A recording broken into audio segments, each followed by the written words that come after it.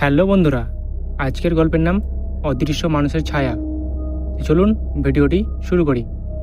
রাজীবের বাড়িটা গ্রামের একদম প্রান্তে, চারিদিকে জঙ্গল আর শুকনো ঝোপঝাড়। রাতে বাতাসের শব্দে মনে হয় কেউ যেন ফিসফিস করছে। রাজীব কলেজে পড়ে, তবে ছুটির সময় গ্রামে এসে এক অদ্ভুত ভয় তাকে ঘিরে ধরে। একদিন সন্ধ্যায় বাজার থেকে ফিরছিল সে। আকাশ কালো মেঘে ঢাকা, হালকা ঝোড়ো হাওয়া, রাস্তা একেবারে ফাঁকা। হঠাৎ রাজীবের মনে হলো কেউ তাকে অনুসরণ করেছে। পেছনে তাকিয়ে কিছু দেখল না, কিন্তু কানে স্পষ্ট ভেসে এলো শুকনো পাতার ওপর কারো হাঁটার শব্দ।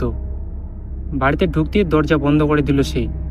তখনই চোখে পড়ল মেঝেতে এক জোড়া ভেজা কাদা মাখা পায়ের ছাপ।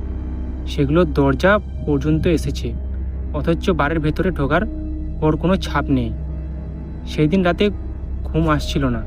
জানলার বাইরে থেকে কেউ বারবার দরজায় চাপড় মারছিল, কিন্তু বাইরে তাকাতে কিছু দেখা যেত না। রাজীব ভয়ে গা শিরশির করে উঠল। শেষমেশ লণ্ঠন হাতে নিয়ে দরজা খুলল। ফাঁকা অন্ধকার ছাড়া কিছুই নেই, কিন্তু ঠিক তখনই কানে ভেসে এলো একটা ঠান্ডা ফিসফিস, আমি এসেছি। পরদিন সকালে গ্রামের পুরনো স্কুল মাস্টারকে ঘটনা বলল রাজীব। বুড়ো মাস্টার মুখ শুকিয়ে গেল। বললেন, ওই জায়গায় আগে এক কাঠুরে থাকতো, ঝড়ে গাছ ভেঙে তার মৃত্যু হয়। তারপর থেকে নাকি তার আত্মা ঘুরে বেড়ায়, বিশেষ করে ঝড়ো রাতে। রাজীব কিছুতেই বিশ্বাস করতে চাইছিল না, কিন্তু রাতে আবার সেই একই ঘটনা ঘটল। আবার শুধু ফিসফিস নয়, সে স্পষ্ট দেখল দরজার সামনে দাঁড়িয়ে আছে এক ছায়া মূর্তি।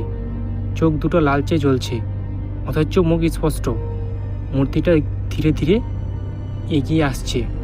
রাজীব সাহস সঞ্চয় করে চিৎকার করে উঠল, কে তুমি?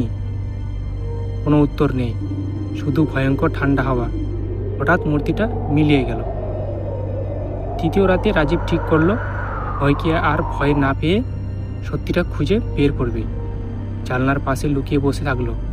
রাত যত গভীর হলো, আবার সেই ছায়া দেখা দিল।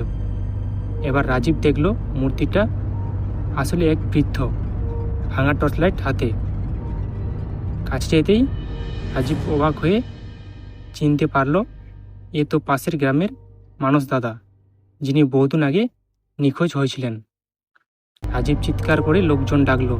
গ্রামবাসী এসে ধরল মানস দাদাকে। পরে জানা গেল তিনি মানসিক ভারসাম্য হারিয়ে ফেলেছিলেন। রাতে ঘুরে বেড়াতেন আর নিজের ভয়ঙ্কর চেহারায় সবাইকে আতঙ্কিত করতেন। সবাই অস্থির নিঃশ্বাস ফেলল। রাজীব মনে এখন একটা প্রশ্ন রয়ে গেল, যে প্রথম রাতে অদৃশ্য ফিসফিসানি শুনেছিল আর যে কাদা মাখা ছাপগুলো হঠাৎ হারিয়ে গিয়েছিল, সেগুলো কি সত্যি মানবতার কাজ ছিল, নাকি সেখানে অন্য কোনো অদৃশ্য উপস্থিত ছিল? তো বন্ধুরা, আজকের গল্প এখানেই। দেখা হচ্ছে পরের ভিডিওতে। ভালো থাকবেন, সুস্থ থাকবেন।